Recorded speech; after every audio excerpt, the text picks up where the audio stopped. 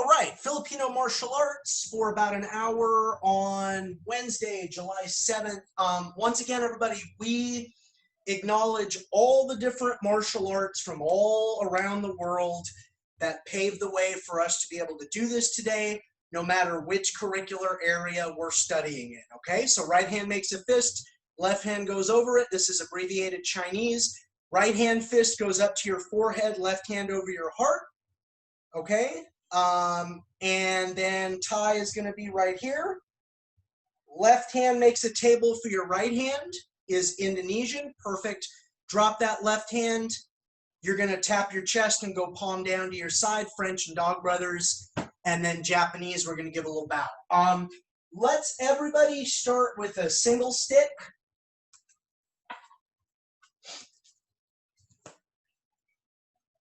And I'd like to spend some time on numbering systems and targeting chains today. And and CBS is Brandon. Excellent. Good. Glad to have you here, Brandon. Very cool.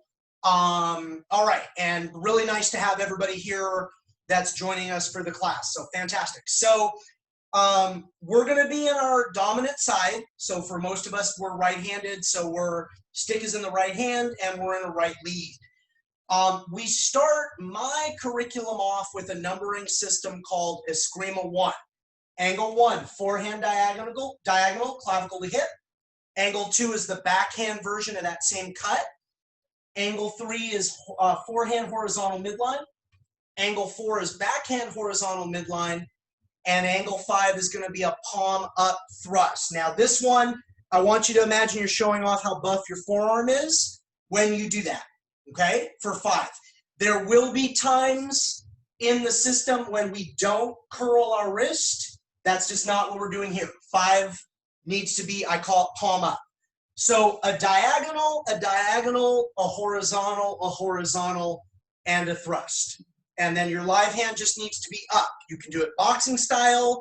You can have it open, kind of ready to assist you. You can even grab your shirt if that'll help you. The only place it can't be is down here because blunt impact weapon does you no good. Okay, so why this is such a good start, most people, even in their first session, can handle diagonal, horizontal, thrust. We finish this numbering system by going forehand, palm outward to the chest, 6. Arc thrust to the other side of the chest, 7. Downward diagonal to their right temple for 8. So let's look at that transition. Without opening your hand, just let that twirl and imagine hitting somebody in their right temple. And let that go low. 8. It's okay to let 8 go low because that's going to set up 9 is a rising diagonal to the knees, forehand. 10 is a backhand rising diagonal to the other knee or the other side of the lower body. 11, you flip that over and hit them in their left temple. Then you bring this down to your side and you thrust all the way up center line and end on your left shoulder. If you were a lefty, you would end on your right shoulder. When I end on my right shoulder, look how overexposed I am. This is much better in case I miss or they're not affected and I have to come back out into some kind of a structure. So 1, 2, 3, 4, 5, palm up. 6, chest. Don't do it too high. That's like the most common error I'm seeing, that you're fighting some kind of giant. If the person you're fighting's chest is here, like, don't fight that person, okay? So chest level. 7 is here. 8. 9, rising diagonal. 10, backhand rising diagonal. Then just flip this and hit them in their left temple. Bring it down. 12. Okay, so one more time. 1, 2, 3, 4, palm up. 5, 6, 7, 8, 9, 10, 11, 12. That's called the Eskrima 1 numbering system. As it's been taught to me, that was the first 12-angle numbering system that Guro Inosanto ever taught professionally at the Kali Academy in Torrance, California. which was his first commercial school, okay? Now everybody do this. Whatever hand you were using, whatever lead you were in, put it in the other side. Most of us is going to be left-handed. Now, some systems, it's the line. That's not true of here. Here, it's what kind of an attack was it? So real briefly, right-handed, forehand diagonal, backhand diagonal, forehand horizontal, backhand horizontal, palm up thrust. So left-handed, forehand diagonal, backhand diagonal, forehand horizontal, backhand horizontal, palm up thrust to the navel, forehand, palm outward thrust to the chest, arc thrust to the other side of the chest. This time I'm hitting their left temple, rising diagonal to the knee, forehand, backhand rising diagonal to the knee. I flip this and hit them now in their right temple. I arm this on my left side and I thrust up through center line and I finish on my opposite side shoulder. Not my left shoulder because I'm too exposed.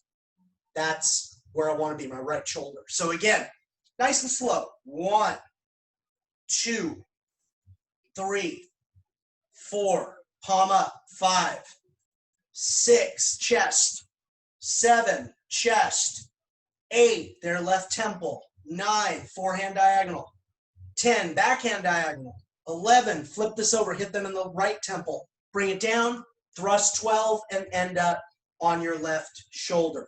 So one more time. 1, 2, 3, 4, palm up, 5, chest 6, chest 7, temple 8, knees 9, knees 10, 11, the other temple, 12, center line, and end on the right shoulder.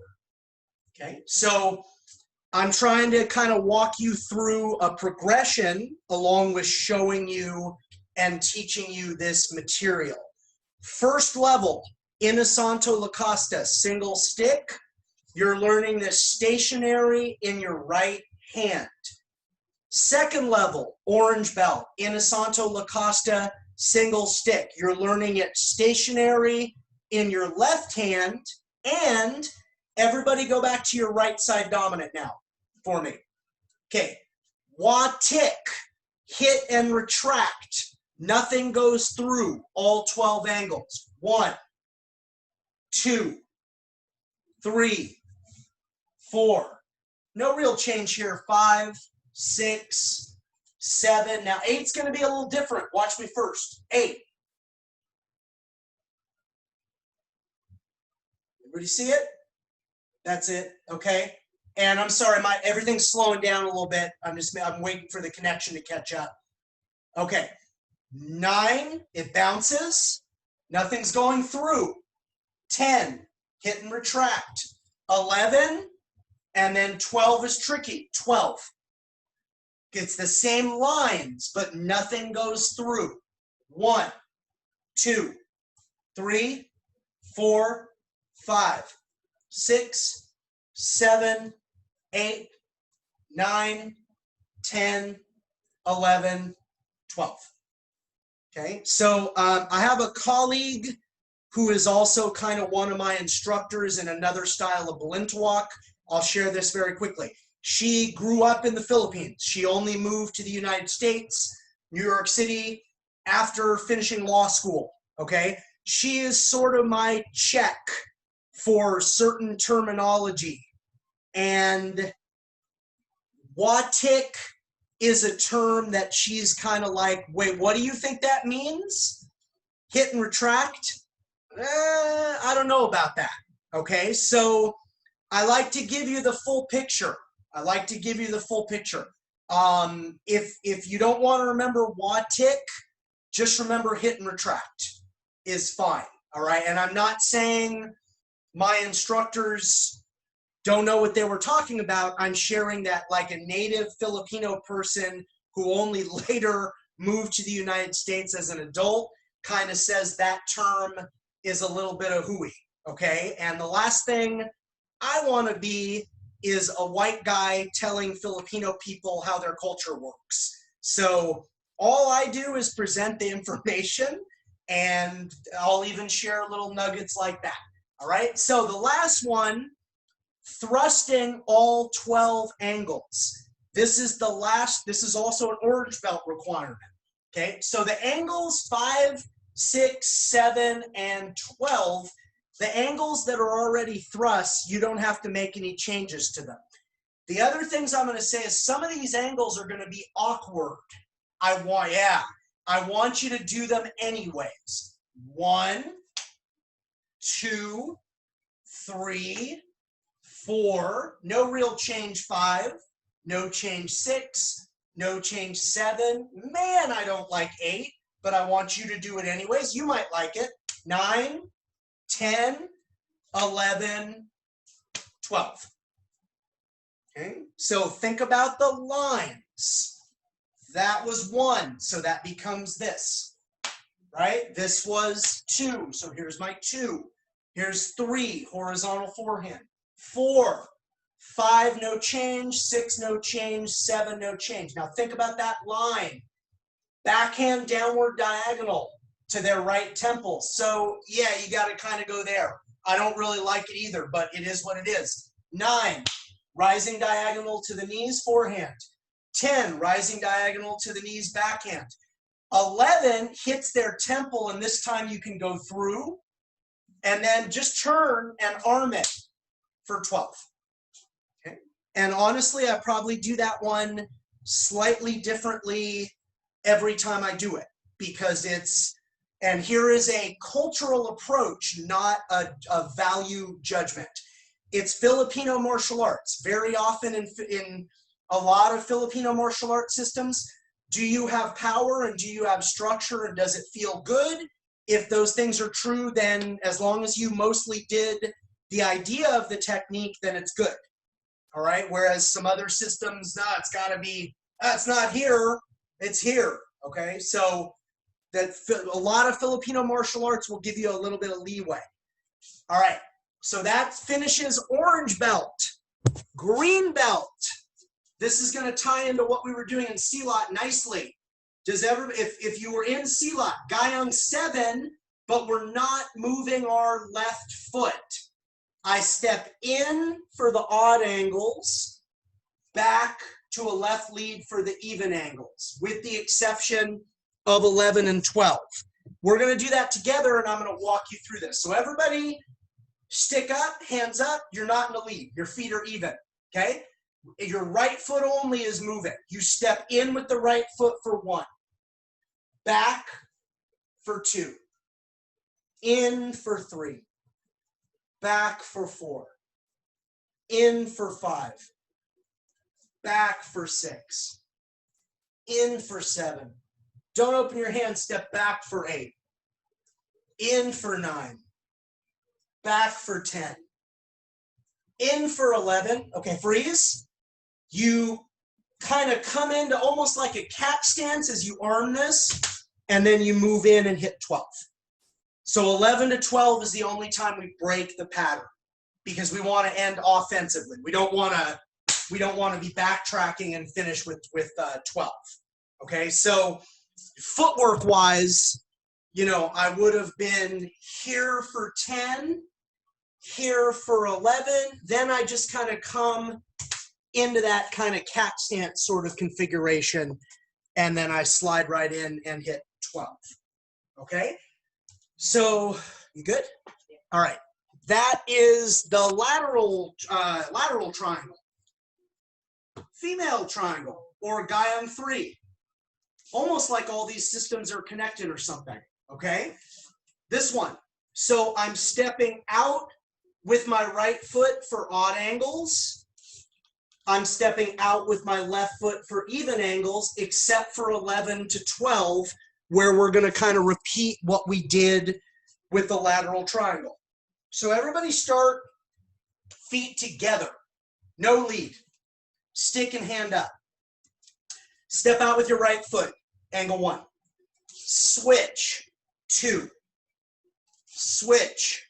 3. Switch. 4. Switch. 5. Switch left lead. 6. Switch right lead. 7. Switch, left lead, 8. Switch, right lead, 9. Switch, left lead, 10. Switch, right lead, 11 and freeze. Come into that same kind of cat stance and then enter in and, you know, finish off your imaginary opponent, if you will. Okay, so lateral triangle. Let's just review real quick. Lateral triangle was left foot is rooted, stepping in for odd angles to a right lead, stepping back into a left lead for even angles, except for 11 to 12, which we covered. That was a lateral triangle. Female triangle. This is the one we just did, or the attack triangle, or the offensive triangle. In footwork, typically, if we're entering or advancing, we'll refer to it as attack or offense. If we're like the next one, if we're retreating, we refer to that as very often the defensive. Okay. Here again, so just isolating my feet. If if I'm here for 10, and then here's my 11, again, I backtrack into this momentary cat stance, and then I'm coming in and finishing for 12. Okay, last one, male triangle. Or retreating or defensive triangle. I'm standing at the tip and I step back. Okay, so what I'm going to do is I'm going to step back with my left foot into a right lead for the odd angles. I'm going to step back with my right foot into a left lead for the even angles. And then I'm going to end up here for 11. This one's going to look a little bit different. I'm going to bring my stick down, slide step in for 12 when we get there. But we'll all do it together. Okay, so let me raise this up. So stick and hand up. Just stand there with your feet together. Step back with your left foot into a right lead for 1. Switch. 2, 3, 4, 5, 6, chest level. 7, 8, 9, 10, 11, bring this down, slide step into that. Yeah, nice. Really, really nice. Good. And I do want to point out, sorry, everybody, give me one quick sec. I'm not going anywhere.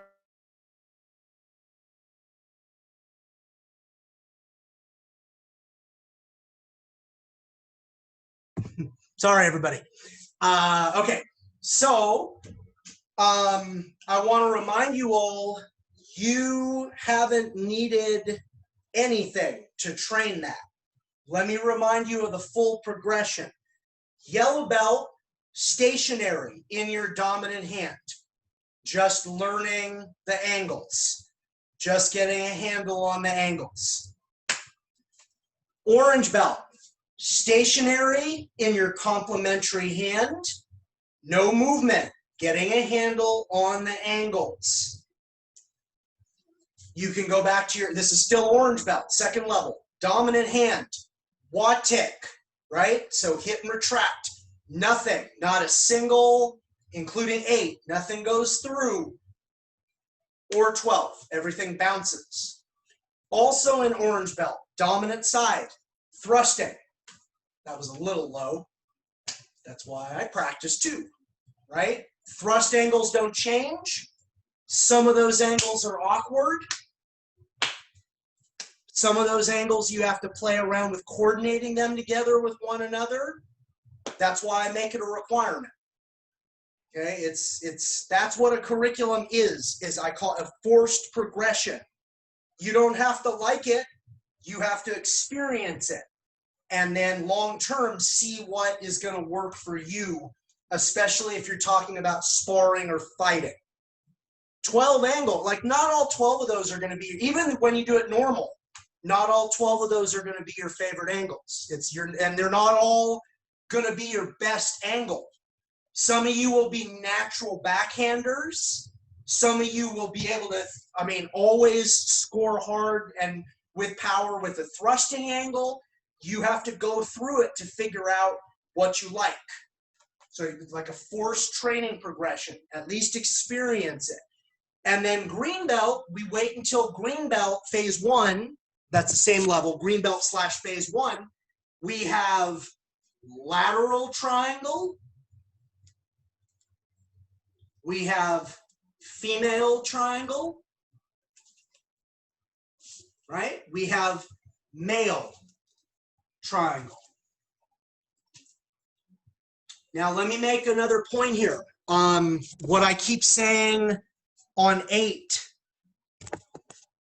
please don't do, I'm gonna do it wrong, so please don't do what I'm about to, I'm showing you what not to do. Don't do that. No, man, look how flexible my wrist is. No, it's not. You're lying to yourself. You're sacrificing your grip to make yourself feel good that you have a super flexible wrist. The weight of the tip of your stick is what makes 8 hard as far as scoring and power, okay? So blunt impact weapons, everybody. Weapons without an edge. You need power. You need to be able to generate power. Angle 1 and angle 2, share this real quickly. Collarbone or clavicle. That is a nearly perfect self-defense target. I've never had mine broken, knock on wood, because I'm not retired from Dog Brothers yet, or even when I do retire. I've never had mine broken, but I am told by numerous people, unless we're talking like somebody on PCP, debilitating on the ground, writhing around in agony style pain. All you need to do though is get your arm set by a medical professional and that bone will heal. But unless it's somebody on PCP, a reasonable amount of pressure to either one of these bones, and it's non-lethal, okay? And the #1 cause of accidental death in any street situation is somebody gets knocked unconscious, whether armed or unarmed. They can't break their fall. Even if it was just a stupid bar fight and like one punch, it's happened. Somebody gets unlucky, they get knocked out, they don't break their fall, they hit their head just right, and they pass away, okay? Versus, you know, so, you know, here's the officer, you know, tell me what you saw. Well, the little guy in the weird looking shirt, all he did was swing like his flashlight once, and the big old guy just crumpled down on the ground, and that was the end of the fight. Versus, well, you know, tell me what you saw. Well, the little guy in the weird looking striped shirt just swung for the fences at the guy's temple, and then the big guy hit the ground, and well, I guess he died or something. It's a very different narrative, all right? And frankly, very humane, very, very humane, because we're talking about a broken bone. They just need to see a doctor and keep their arm in a splint, and they'll be fine. Versus, again, like swinging for the fences at the temples. Okay, now mind you, I know I just taught you temple shots. If you're in a martial arts situation, you know, multiple players or somebody that's like trying to take your life, you might not have time to make that diagnosis. But if it's one stereotypical idiot and you've tried to de-escalate, just think about the clavicle as like almost a perfect self-defense target. Now, this is a really important point. If you have a sword trainer, grab it. If you don't worry about it. Okay.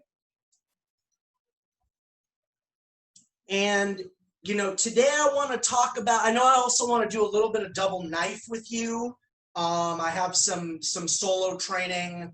Again, it's going to kind of appeal to what we were doing in C-Lot and kind of tie everything together. Okay. So this is a trainer. I would never tell you what to do in your own life. If we ever get to train live with each other and it's my floor, no live blades allowed, okay? It's please, no live blades allowed. So a trainer is one thing. So let's get in our fighting position. If you don't have a sword trainer, your stick is now a sword, and just visualize, okay? So now that being said, clavicle makes no sense to me, right? I mean, my blade might be super sharp, and maybe it is going to cut bone, but that makes no sense. I'm not trying to be morbid. As I'm looking at all of you, that cut to the clavicle now becomes here, right? It's because that clavicle shot, if it's not blunt impact weapon, that doesn't make any sense with blade, because now we're in bladed weapons. So 1 and 2, I'm probably gonna make that slightly more diagonal, and those are throat cuts. 3 and 4, those don't need any changes. And in a certain system that I have a little bit of experience with that I'm probably not supposed to talk about anymore, we call that blue worm, because what we were always told, and I don't know if this is true or not, and frankly, I hope I don't ever know if this is true. What we were always told is if you cut somebody at the belt line, the blood would rush out so quickly that it would come out and be visible before it oxidizes, and it would appear as blue for a moment. So we call that blue worm. So 3 and 4 can just be blue worm with no changes. Now 5, if we're being real honest, it doesn't really matter if you bend your forearm, if you flex your forearm, or if that's going into the belly, that's going into the belly. Okay. If I'm being honest with you, 6 to the chest makes way more sense to me with the blade, and 7 as well.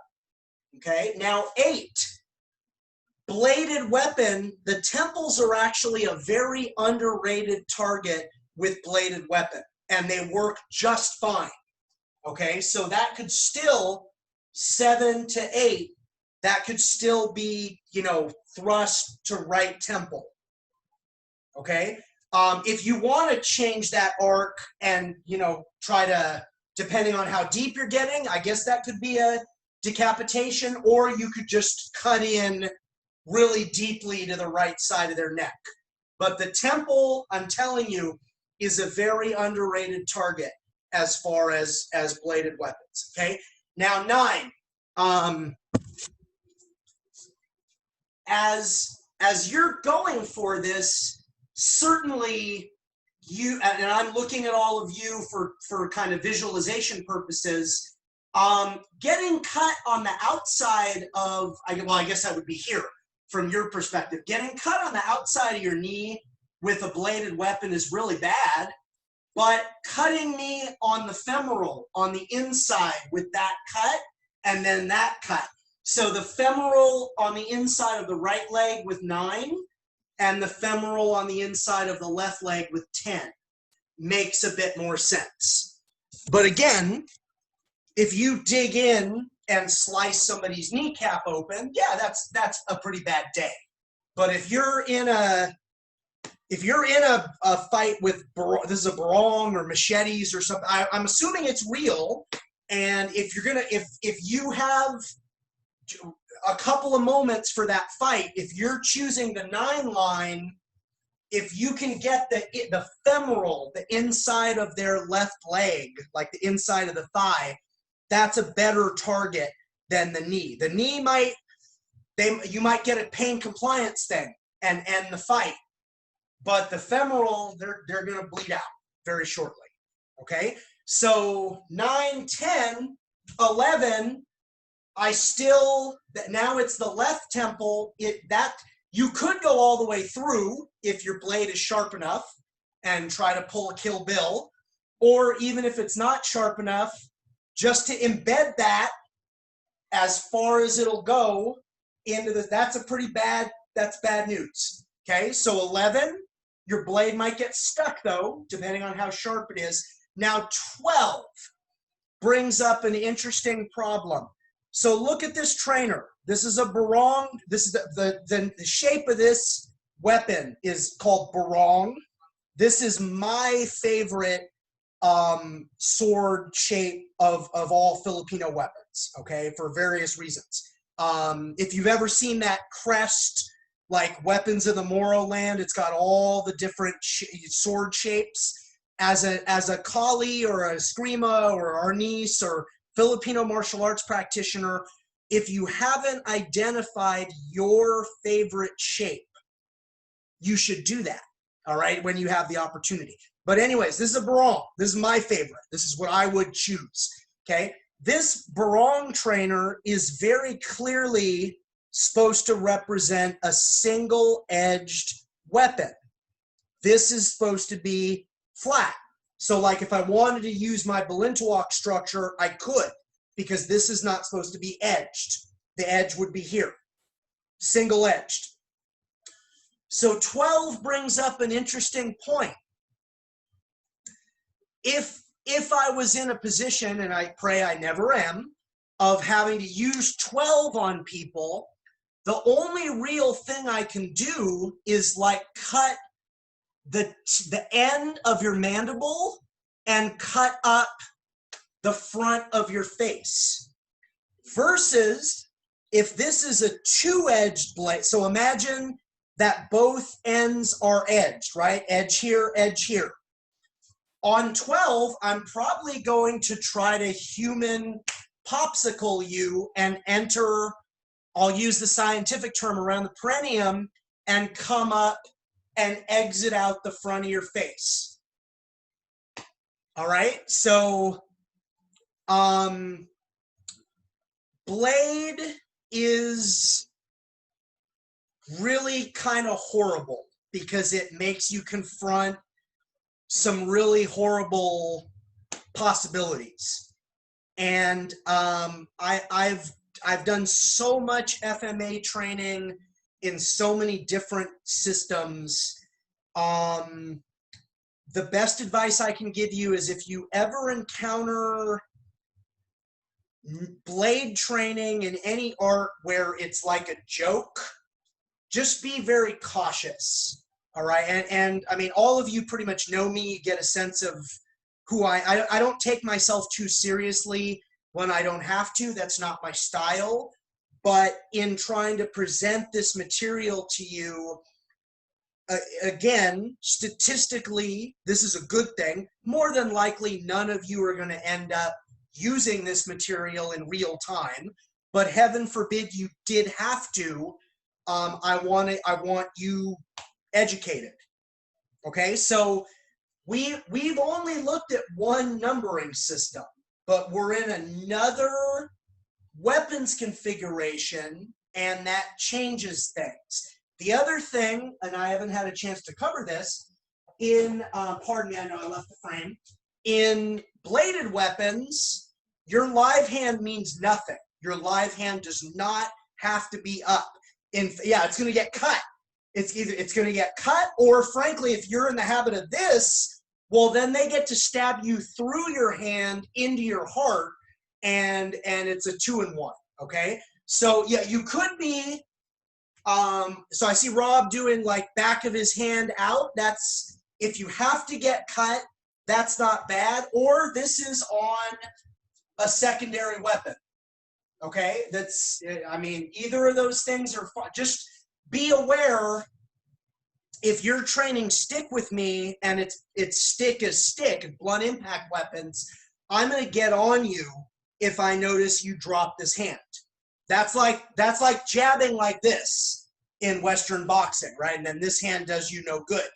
That's my job to find those things and point those things out to you. But in bladed weapons, having this hand up is not really a huge concern, and it might be down or on a secondary weapon or in your pocket looking for change so you can throw the change, and then, I mean, that's not very fair, but in the context of a bladed, I don't know what that word means. So, okay, so some things to think about. All right. So based on that, I would like to go into a double knife. And so If you have 2 light trainers, that would be good. If you don't, you can always use 2 pencils or 2 pens. If you don't have any of that, you can always go like this.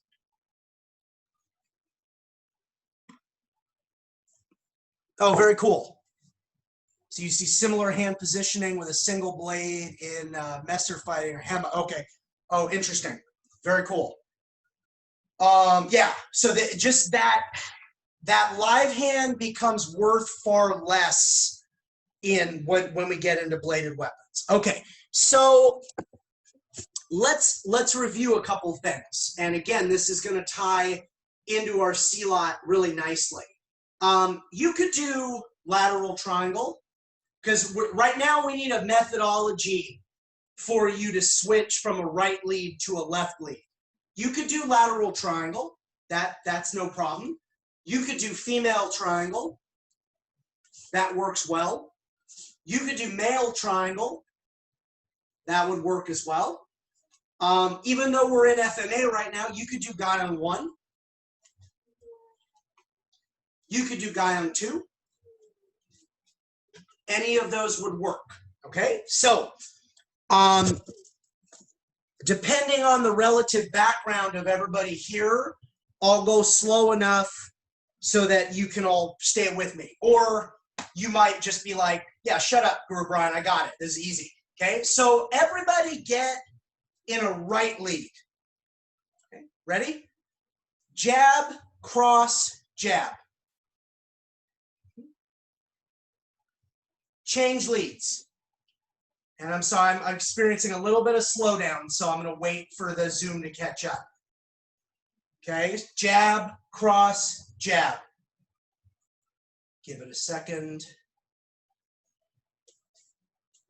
Good. Okay, looks like we're back. Back to a right lead. Jab, cross, hook. Change leads. Jab, cross, hook. Good. Change leads again. Jab, cross, body hook. Change leads again. Jab, cross, body hook. Let me stay in the frame here. Okay. Change leads again. Jab, cross, uppercut. Good. Change leads. Jab, cross, uppercut. Change leads again. Jab, cross, overhand. Good. Nice. Change leads. Jab, cross, overhand. Change leads again. Cross, jab, cross. Change leads. Work it on the other side. Cross, jab, cross. Get back to your right lead. Cross, hook, cross.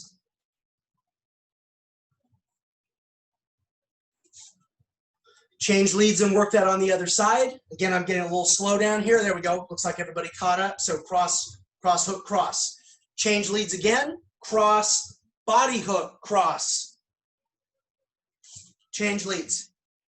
Work it on the other side. Cross, body hook, cross. Go back to your right lead. Cross, uppercut, cross. Work that on the other side. Cross, uppercut, cross. Go back to your right lead. Cross, lead overhand, cross.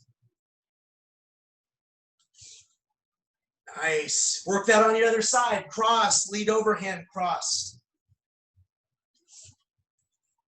Okay. Starting with your rear hand on both sides. Overhand, uppercut, overhand. Work that in both leads. Overhand, uppercut, overhand. Okay, 2 more. Good. Nice, nice, nice, nice. Cross, body hook, head hook, cross. Cross, body hook, head hook, cross. Back to our right lead. Okay, last one. Cross, uppercut, uppercut, hook, cross. Cross, uppercut, uppercut, hook, cross. Good. Okay. Very nice. You have to understand the Filipino connection from blade to panantukan. Filipino dirty, they call it Filipino dirty boxing. All right, and why do we call it Filipino dirty boxing? The U.S. Navy was in the Philippines as early as 1898. They were still doing John L. Sullivan fisticuffs style boxing. And they wanted to do martial athletics. Only the jab, the cross, the hook, the body hook, uppercuts, overhands. Those are the legal punches. The Filipinos are doing guntings, elbows, and they're knocking the naval officers out left and right. And the naval officers started basically saying, well, you can't do that. That's dirty boxing. And so the Filipino people would, in public, kind of, oh, okay. They wanted to be agreeable. And then in private, well, how is it dirty boxing if we're knocking everybody out? So the term panantukan, it's a tongue-in-cheek, like, okay, it's dirty, but I mean, I just broke your knuckles. So, all right. That's kind of the mindset. But the panantukan tradition is so ingrained in blade culture. Okay, so what we just did is, I mean, it's not only double knife, but it's also a boxing drill. And I want you to understand that, okay?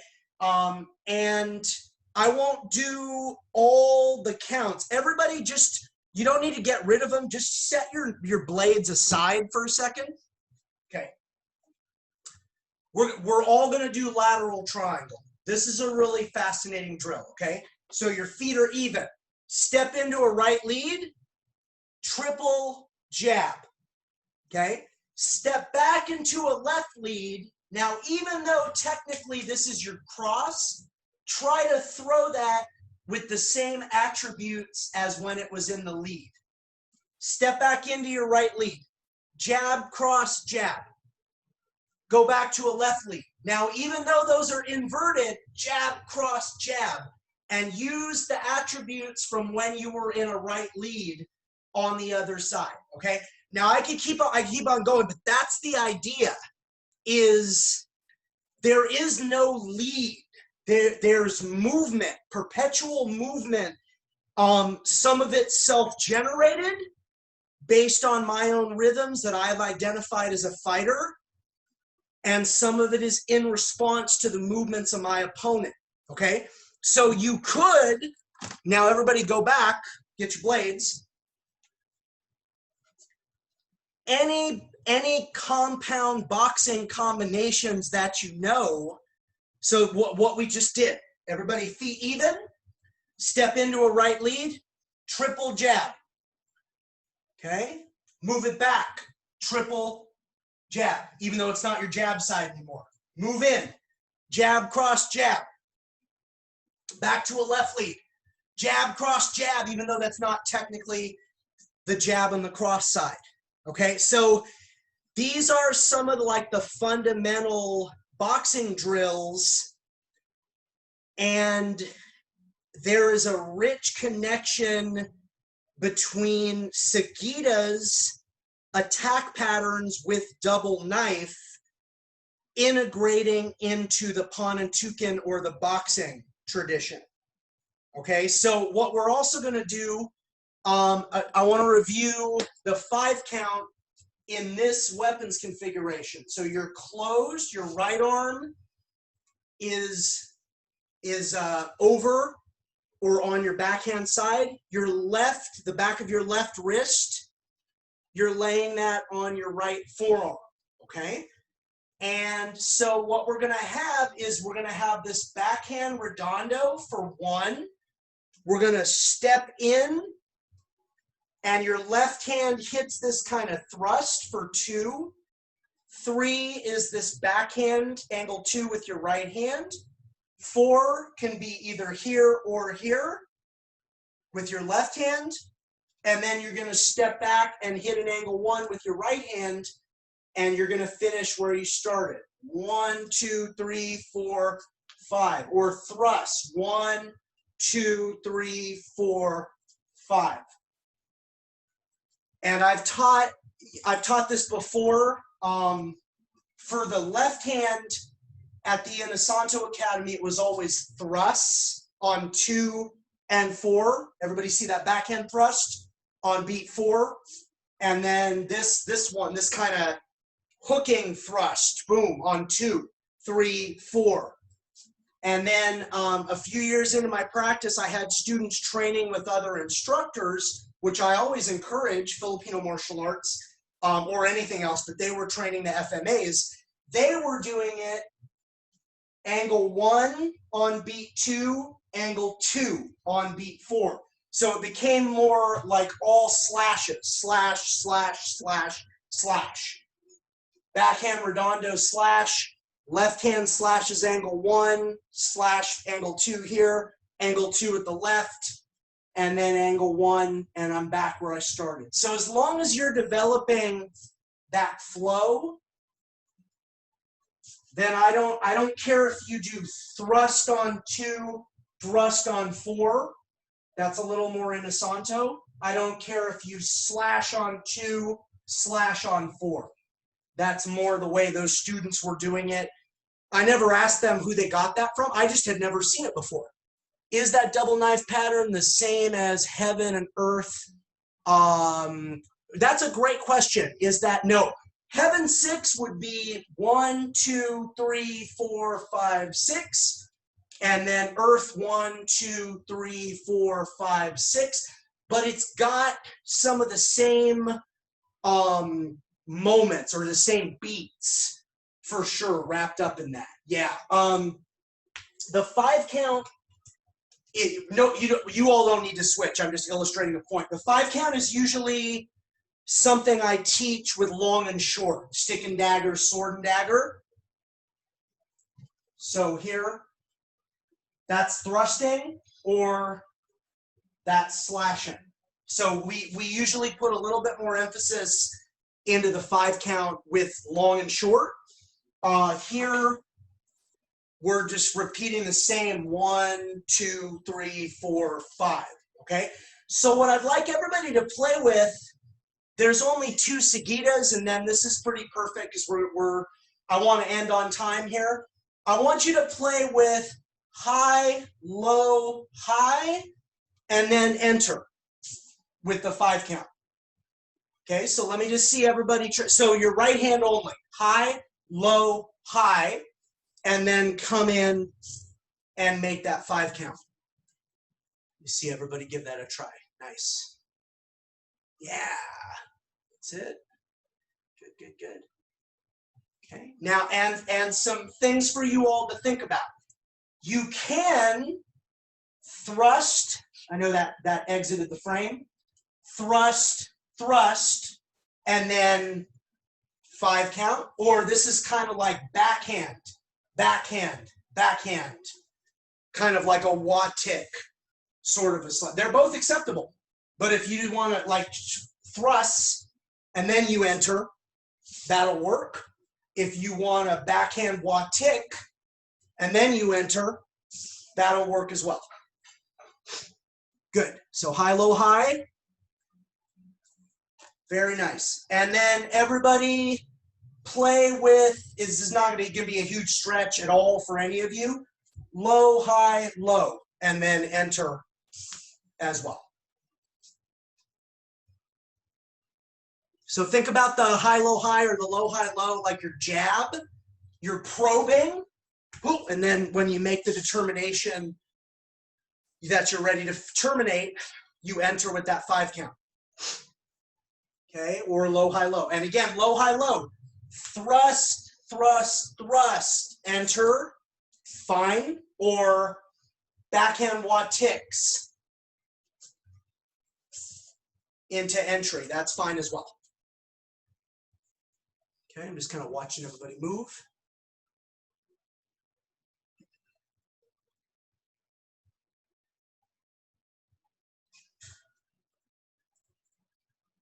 Very nice.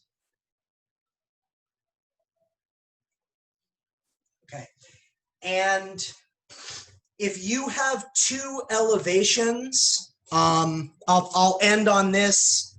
and this will be a little bit more, it's something you can play with in your own time. We have two elevations, right? We have high and we have low.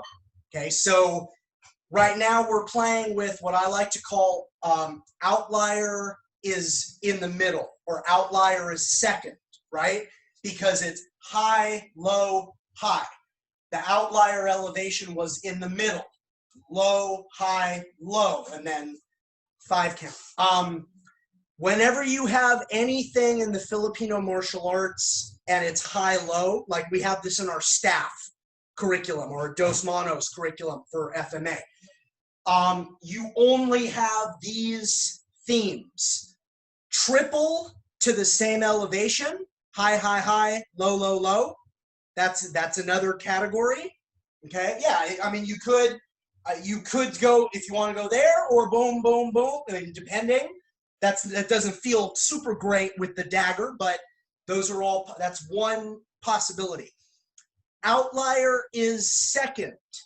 So high, high, low, and then I enter, right? I'm sorry, outlier is last is what I meant to say. Excuse me, outlier is last, right? High, high, low, enter. Low, low, high, and then I enter. Outlier is last. Outlier is first. High, low, low, enter. Low, high, high, enter. Okay, and that gives you, whenever you're talking about 3-beat combos with 2 elevations, like our staff curriculum, that gives you every possibility. Outlier is in the middle. That's what we started with. High, low, high, low, high, low. 3 at the particular high, high, high, low, low, low. 3 at the elevation. Outlier is last, high, high, low, low, low, high. Outlier is first, high, low, low, low, high, high. Okay, so I'm just giving you food for thought as if you wanted to physically experience all the possibilities. There you go. Some people are like, no, that's organized despair. I don't want to do that. All right, I respect that. But I'm just trying to tell you how to mentally categorize it for yourself. Okay, let's put the daggers down.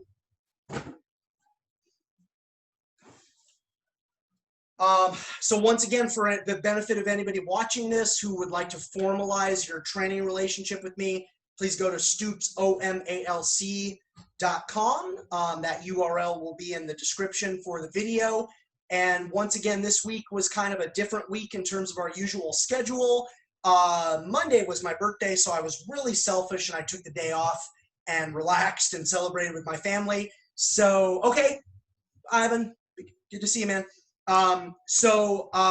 This Saturday and Sunday, we will have additional sessions as part of my commitment of 100 to teach and record and upload 100 complimentary hours of martial arts classes. That's 11 a.m. to 1 p.m. Eastern time both days. Saturday will be kickboxing. Sunday right now is going to be attendees' choice. I will basically whatever anybody wants to cover or questions is what I will cover. If nobody has any questions, then I'll probably just do a general review of everything that we study. Okay. Saturday I am definite. I like the idea of kickboxing. Sunday, if anybody has a better idea, please share it with me. And if I like that idea, well, I'll do that. Because right now it's kind of up in the air. But anyways, thanks so much for joining me, everybody. Chinese, Filipino, Thai, Indonesian, French and Dog Brothers, Japanese. All right. Thanks very much, everybody. Thanks for making the time to be here. Bye.